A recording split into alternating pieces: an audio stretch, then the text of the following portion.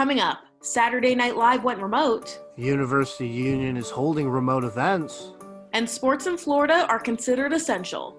The Unpeeled podcast starts right now.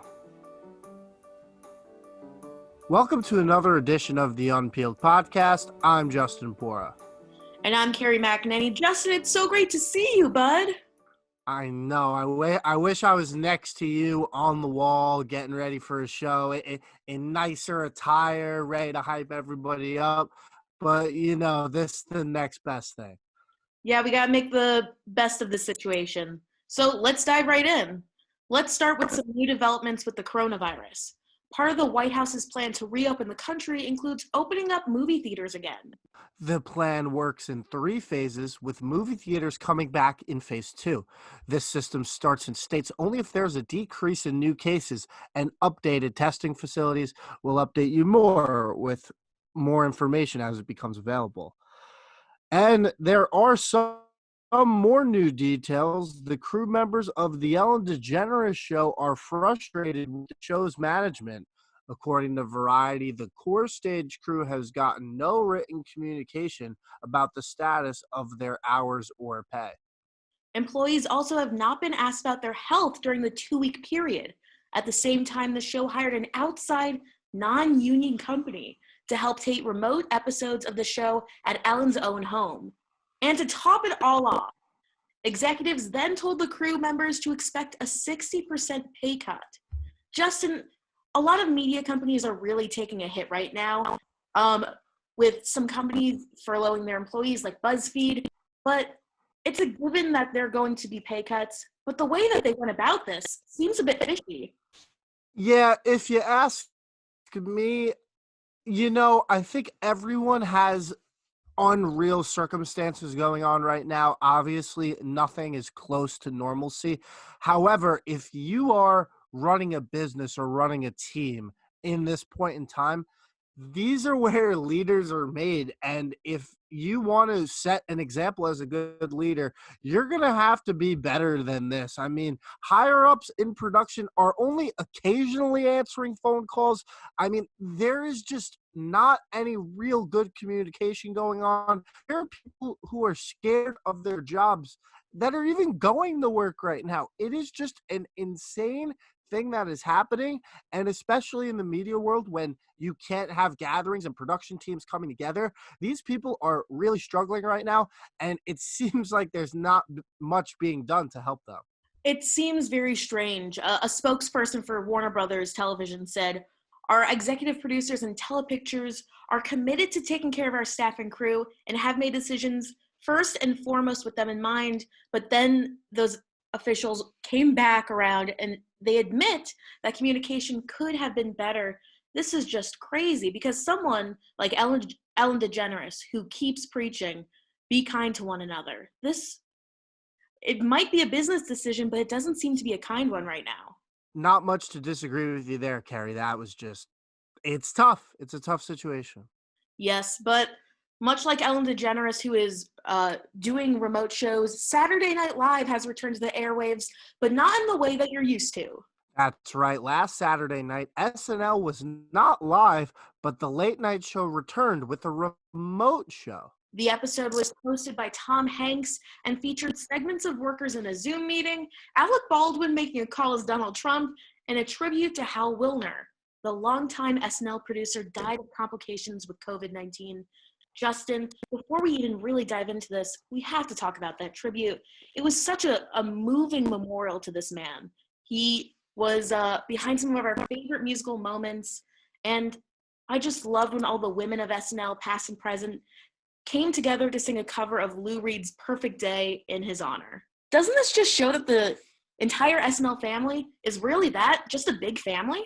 Yeah, and what's great about Saturday Night Live that I've recognized, speaking with my parents and a lot of older people that I know, is that SNL is something that reaches across generations. Obviously, we grew up watching, some of the younger guys, and now we're not necessarily used to the cast that it is now, and the younger generation is watching those shows.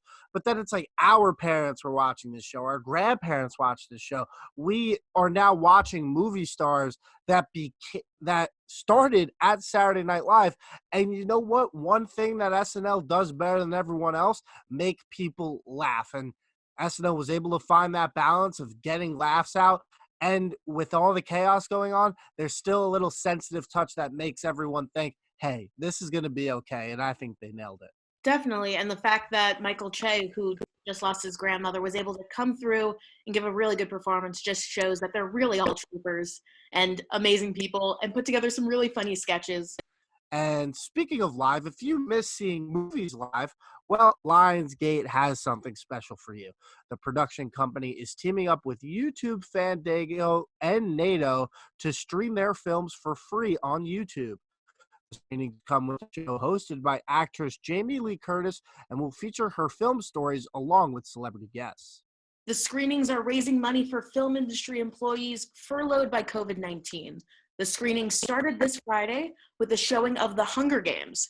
The other films being streamed are Dirty Dancing, La La Land, and John Wick, each following Friday at 6 p.m. Pacific and 9 Eastern. Justin, I can't get over how these film industries, these big media players, are really trying to put the people who they build this industry on first. So people will get a chance, if they stream these movies on YouTube, to donate to the Will Rogers Picture Pioneers Foundation, which is helping furloughed theater workers. And I just think that's amazing, Justin. And I completely agree with you, Kerri. I think you nailed it when you started talking about this, saying that they're looking to appeal to the whole reason they're there. I mean, if there are no regular people like you and I, people that go on television critiquing, these people would not be making money by having movies.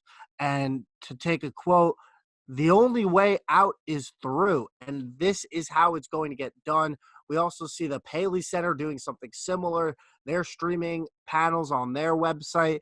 Keeping an audience engaged is super important for any type of media company at this time. And when you look at movies right now, no one could go into a movie theater. We talked about it at the top of the show. And I think it's just, a lot of people sitting at home watching movies right now too. This is really a great situation for everyone involved. But other people who are trying to make the best of it are us seniors, because we will not be having a real life commencement. We'll be having it online. But iHeartMedia is giving outgoing students like us something special. That's right, Kerri. iHeartMedia releasing a new podcast campaign called Commencement Speeches for the Class of 2020. Pre-recorded commencement speeches by celebrities like Jimmy Fallon, Hillary Clinton, and my personal favorites, Eli Manning, to name a few, will be released on May 15th. Now, each speech is being broadcasted on iHeart stations across the country as a tribute to those seniors losing their graduation ceremonies due to COVID-19. Justin, it's a stacked lineup. Not only did we have the people we said before, but we got John Legend, Halsey, Kesha, DJ Khaled, Tim McGraw, and Chelsea Handler. And you said your sports guy, Eli Manning, was there, so you must be excited for this. Kerri, I'm so excited for this. And you know what? I think if you asked anyone in the class of 2020, if they could have any of the people you just listed at all giving their commencement speech, they would be 100% for it. I mean, I know it's not the traditional, you're sitting in your cap and gown, seeing this person lie in front of you giving a speech as you're ready to grab your diploma. But with the circumstances surrounding us, this is a really cool thing that iHeartMedia is doing. Podcasting, it seems to be the one medium that continues to thrive, even though some numbers may be down, but it also, everyone is staying at home consuming this content. And, we are expecting to see a mini boom in podcasts despite some conflicting reports. Yeah, it seems like, first off, everyone and their cousin has a podcast. We have a podcast right now. So right. It's, first off, it's a lot of fun. We're having a lot of fun talking to each other, but it's also a pretty not simple way to get your ideas across, But it's an easy and accessible way to do that. And a lot of people are embracing podcasting right now. And I honestly am really excited because we're seeing a mini podcasting boom and more people are consuming podcasts than ever. Kerri, if you had to pick one celebrity to be on this podcast and give you a speech, who would it be? Okay, from this group, I would love Jimmy Fallon. I really would. But if I had to choose like any celebrity in the world, it would Okay. have to be a doubleheader. I would love a doubleheader. Oprah and Kelly Clarkson. I mean, come on. Wouldn't that be like Oprah's there to like you get a diploma, you graduate, and then Kelly Clarkson comes in and sings to you as you walk across the stage? A dream come true. I'm going to have to go. I think Joe Rogan would be a good one. Really inspire the troops, get them ready for the real world, channel that inner intelligence that, hey, you don't know. We're graduating college. You're going to need that real world experience from the one and only Joe Rogan. But enough of us. We have some great reporters we have to get to. And coming up, the Cannes Film Festival not going on as planned. We'll discuss how the festival is planning to work around the coronavirus.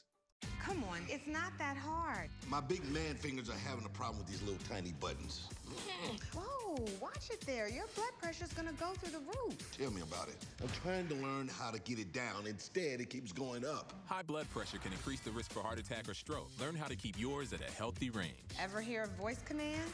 Just say text barbershop to 97779. That's not what I said. Just give me that. Now my blood pressure's up. As countries around the world continue to handle the fallout of COVID-19, those in the film industry were dealt another blow this week. The Cannes Film Festival, an annual French staple showcasing the best independent films of the year, has officially been canceled in its original form. Organizers had hoped to push the event into this summer, but a recent declaration from France's president, Emmanuel Macron, officially banned all public events until at least mid-July, forcing Cannes to change its plans. Festival leaders are staying optimistic, however, saying, quote, "We are exploring contingencies to make Cannes 2020 real in one way or another."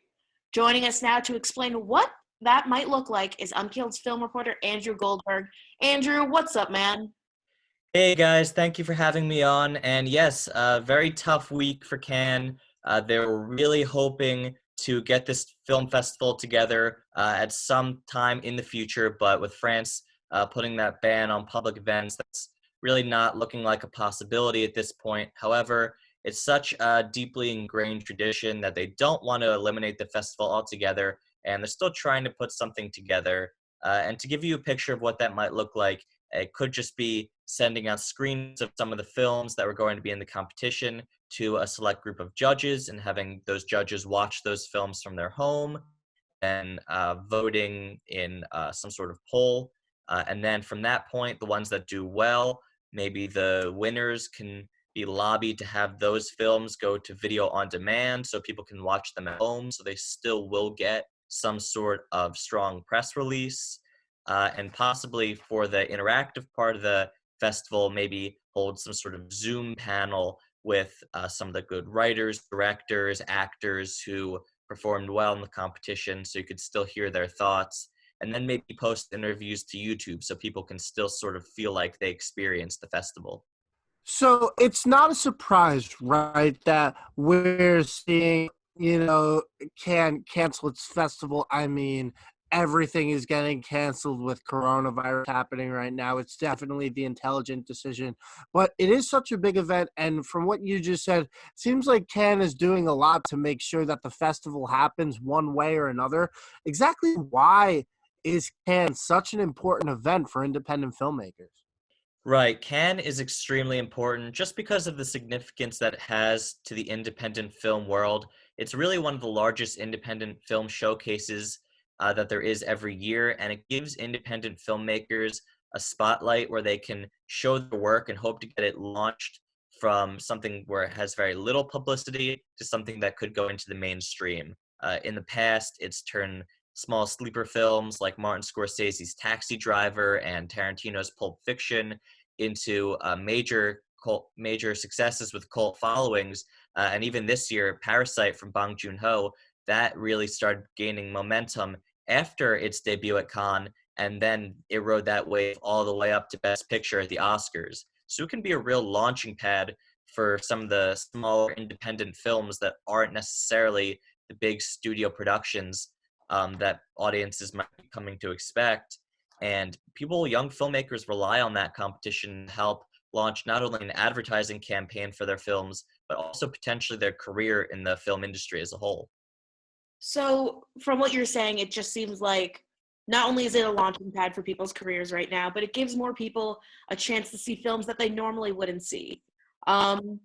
So what were some of the films that were likely to be shown this year, and where do you think listeners will be able to find them?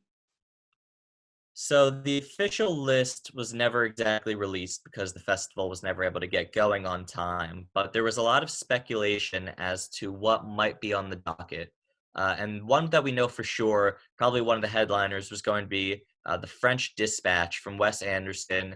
His new film that had a lot of hype coming into it, has another star-studded cast: Timothy Chalamet, Tilda Swinton, Bill Murray, and many others were expected to headline that project. And I think that's still going to get a strong following.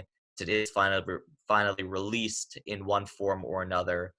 Some of the other films that were going to be potential headliners were a new horror film from Edgar Wright, acclaimed director, a fantasy film called Mona Lisa and the Blood Moon, starring Kate Hudson, and potentially, depending on when the festival was originally going to be launched, Christopher Nolan's new thriller Tenet would have potentially been able to fit in there, and that would have certainly gotten a lot of hype.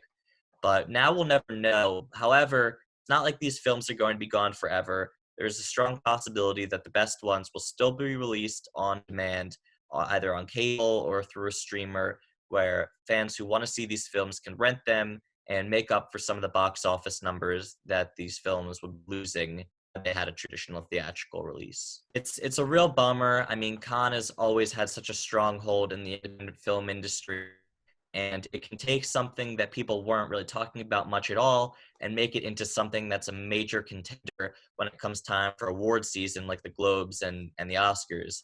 But I really hope that these films will still be able to try to do press releases through social media, and that Cannes will also try to put things out on YouTube and on demand and really try to do the job of promoting these films they wouldn't do in person.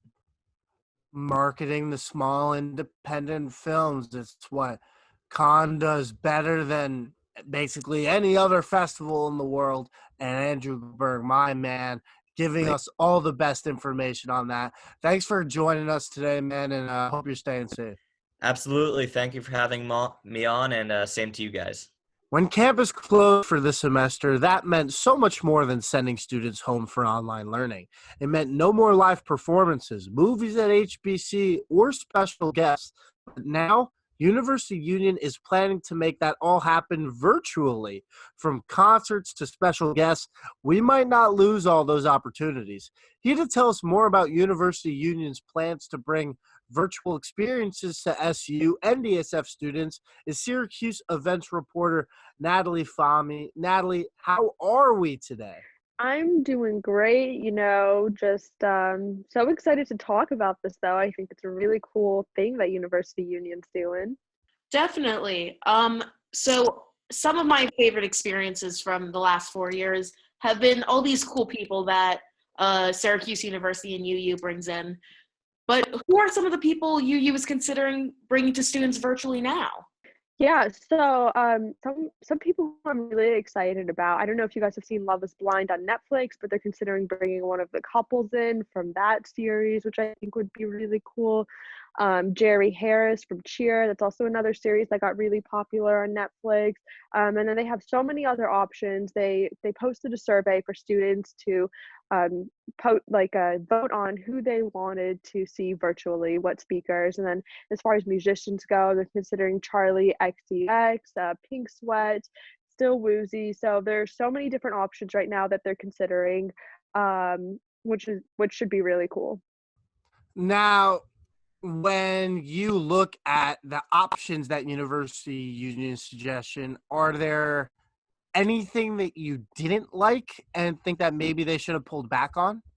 I think they put a pretty wide variety of options there. I think there was like a little bit of something for everyone, but even if there wasn't something that you saw and you're like, oh yeah, I want this person to come, they gave you an option to write in your own options of who you want to see, whether that's a musician, a guest speaker, a comedian, or even a movie that you want to see. So they're really opening this up to the students and making this more about the students and trying to cater to them as much as they can.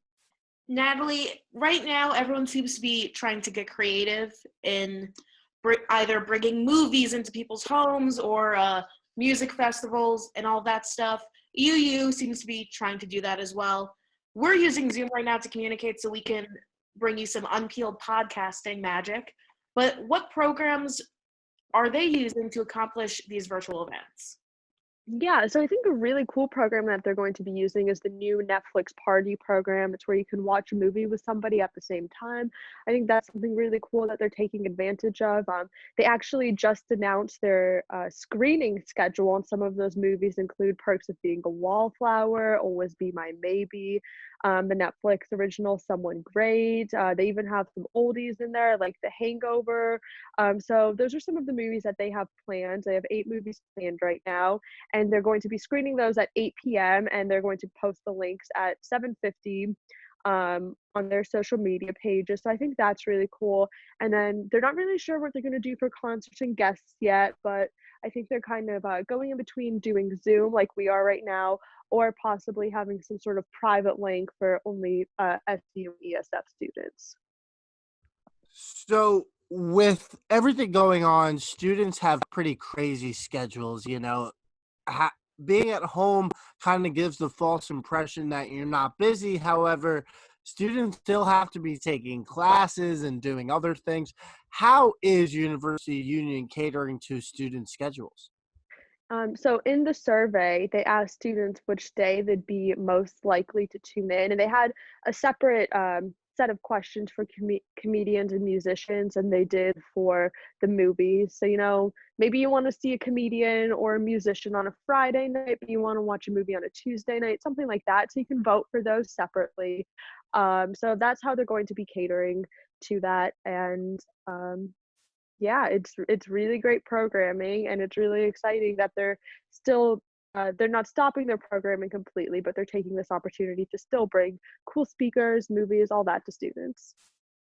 Like I said before, everyone's trying to get creative, and UU is definitely trying their very best to bring the students of Syracuse University some really interesting programming and just some fun memories while we're still stuck in here. But Natalie, thank you so much for joining us and telling us all about this.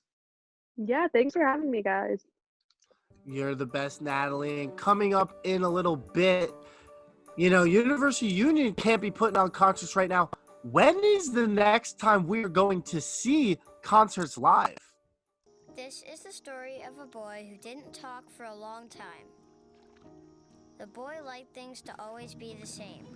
Any changes would scare and upset him. The unknown was an unfriendly place.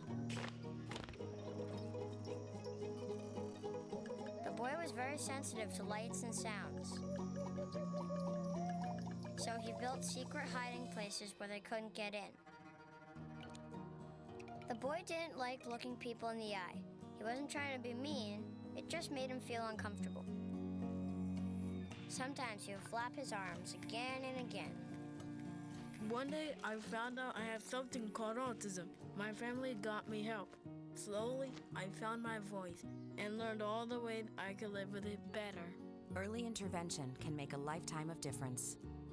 Learn the signs at autismspeaks.org. Due to the COVID-19 pandemic, health experts are concerned large gatherings such as concerts may not return until fall 2021. Just this week, Los Angeles Mayor Eric Garcetti stated that sporting events and concerts will be, quote, unlikely in Los Angeles until 2021. California Governor Gavin Newsom echoed Garcetti by mentioning the cancellation of large events in California, possibly for the remainder of the year or until there's a vaccine. Here to talk about how this will impact the music industry is Unpeeled's music reporter, Skyler Rivera. Skyler, so good seeing you. How are Pretty you? good. How are you guys? Thanks for having me on. It's so great to see you, Skyler.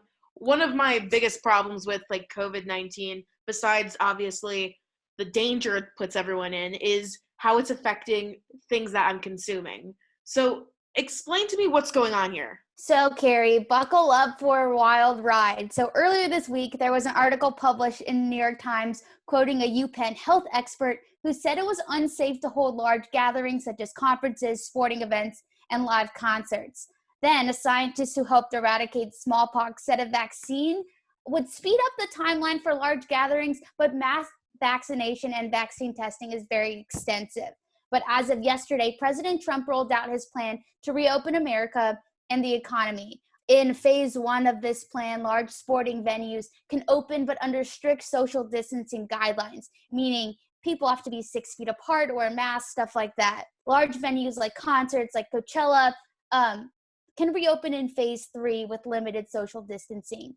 But this totally changes the festival and concerts scene for a significant time being. While the federal plan has been rolled out, many local government officials, like you said, Justin, Eric Garcetti, and Gavin Newsom, along with New York Mayor Bill de Blasio, are saying no, saying straight up no. As of now, New York and Los Angeles both said that they don't see large events coming back anytime soon. So we know what this means for everything that was planned. And a lot of that, for the most part, I feel like has to do with established artists, you know, everyone who had those concerts, tickets way in advance, ready for that.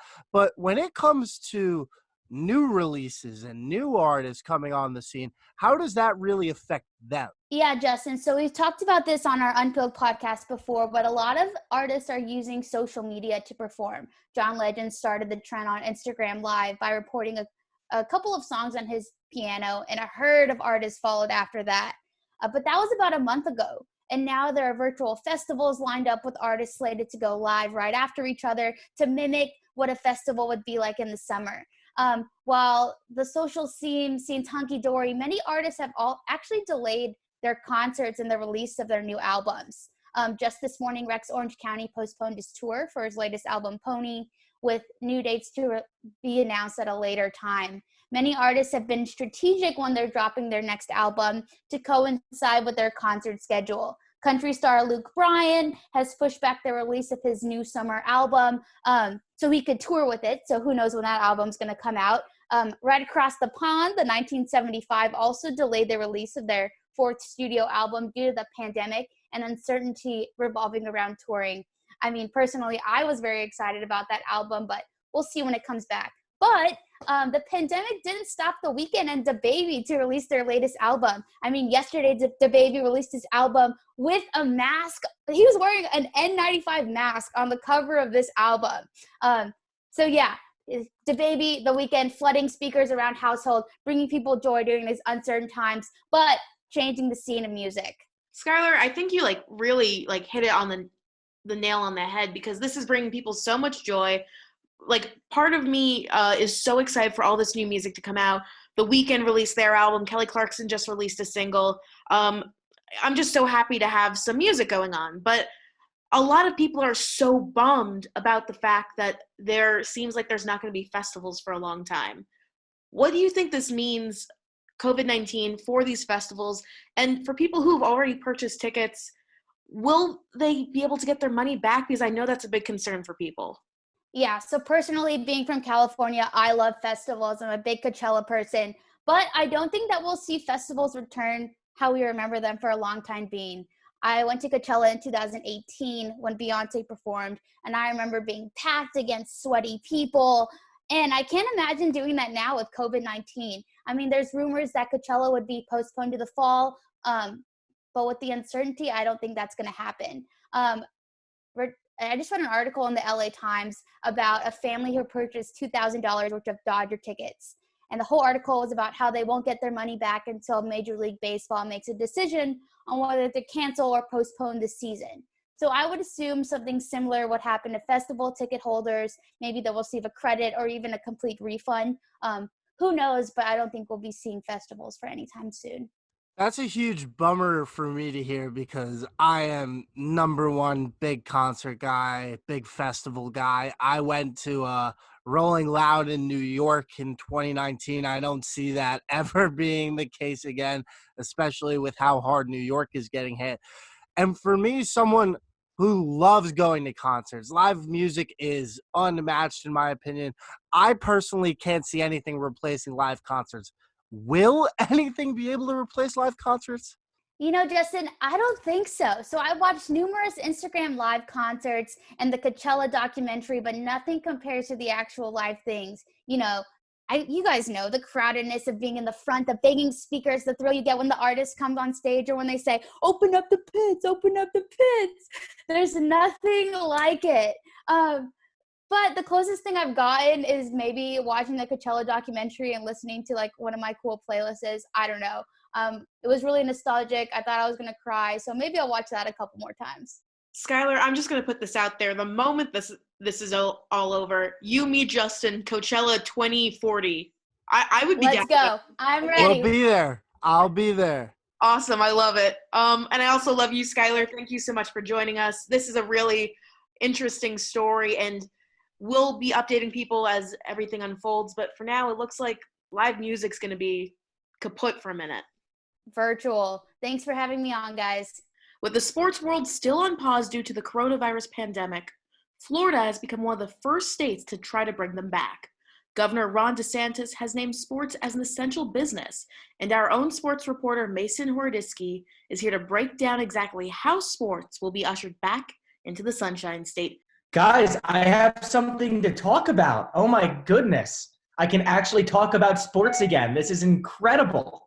I'm so happy. Yeah, contrary to popular belief, sports are happening, or at least, you know, in the news, which is something we haven't been able to discuss for quite a while. So when we look at the sports world, what do we see coming back?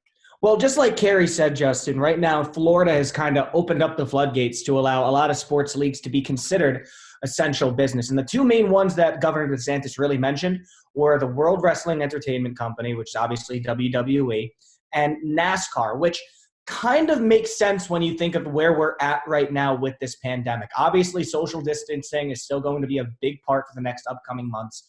So when you have something like WWE that can be done at their own WWE Performance Center in Orlando, Florida, with limited producers, limited staff, and even limited wrestlers, I think it can probably work there. As far as NASCAR goes, it's a sport where you don't need to have an audience out there. It's a sport where everyone's going to be in their car already. So I think that those are the two sports that probably made the most sense to bring back. I think going forward too, obviously Florida being where it is climate-wise, you're going to see, if I had to predict, golf most likely coming back next, with the PGA making their announcement that they expect to come back in June. So I think slowly but surely they're going to start ushering in the bigger, more core four sports of basketball, football, baseball, hockey. But right now I think this is a good start. And if I had to pick what sports were going to come back first, these ones make the most sense to me. Definitely. The fact that like NASCAR, which is pretty much a great sport for social distancing, is coming back, that just makes sense. But how do you think other leagues are going to be following suit with coming back after the coronavirus, or even during it? Well, I mean, that's the big question right now. When can we get back to being 100% normal in sports? And honestly, I don't think that that's going to be back for a long, long time. I said just right now that I think right now, if I had to guess, June is probably when you're going to start seeing a lot of sports come back. But to say that they're going to come back in their full capacity is a little early to say that right now. I think we're going to have to see sports where we're going to have players sitting 6 feet apart in their dugout or on their bench. I think we're not going to have crowds for a very long time in the NFL, in the MLB, in the NBA. While this is a great start to kind of bring things back with smaller, not exactly super mainstream sports, I think that it's still probably going to have to take a while until we get some sort of normalcy when it comes to having fans in the crowd, having players be able to interact with each other like normally. Hell, even having players not just have to do testing when they're going in and out of the stadium, or even during games, which I know is a possibility right now. It's going to take a while to get back to normal, but this is what we got right now. So let's see how this plays out, because I'll take it. So looking at the where everyone is at in the world in terms of working, we keep hearing the term essential personnel are the only people required to go in the work. My dad's an electrician. He has to go in for Con Edison in the city. I'm on the front lines at a grocery store working. That's essential personnel. However, are sports really essential that they have to be coming back like this? I mean, that's kind of the big question right now. And I think that's why Governor DeSantis has been getting a lot of flack from a lot of people right now, especially when he named the WWE as this essential business. Because you got to keep in mind that Linda McMahon, Vince McMahon's wife, the owner of WWE, is a friend of Ron DeSantis. So you got to kind of try and put two and two together there. That's what people have been doing. And to call professional wrestling a business that is as essential, like you said, Justin, as an electrician or someone working at a grocery store, seems like even a bit of a stretch to me. And it's my job to talk about sports. It's just a tricky situation right now. I mean, of course, it'd be great to have sports back. It'd be great to have that distraction from this not even once in a lifetime event, a once in history event that's going on around us right now. But to say that it's something that we necessarily need to have at this point in time of the pandemic, I don't know if we're there just yet. Come June, come August, maybe, when you're going to have to start opening the economy back up in the United States. That's why President Donald Trump kind of assembled that task force of major league commissioners and owners to try and get the economy back open through sports. But if you can't open up everything, I don't know if you can call it essential right now. So that's where I'm at with this. Is it an essential business? Not yet, is what I have to say. Yeah, that seems to be what a lot of people are pointing to right now. But Mason, thank you so much for joining us. I miss you, bud. It's great to talk sports with you, even though I have no clue what's going on. But sports, I think Justin can agree with me on this, is one of those things that people are looking forward to bringing back as soon as possible. So thank you, Mason. Hey, like I said, I'm just glad I have something to talk about again. And that's it for our Unpeeled podcast. Thank you so much for joining us. It's been a lot of fun, and I'm glad that we're all able to connect on Zoom. Yeah, again, Kerri, I said at the beginning of the show, I'll say it again. I wish I was right next to you right now. But hey, this is a close second. So happy to be doing this again. And for everyone listening, thank you. Be sure to tune in next week. I'm Justin Paura. And I'm Kerri McAneney. Have a great whatever it is at your time right now.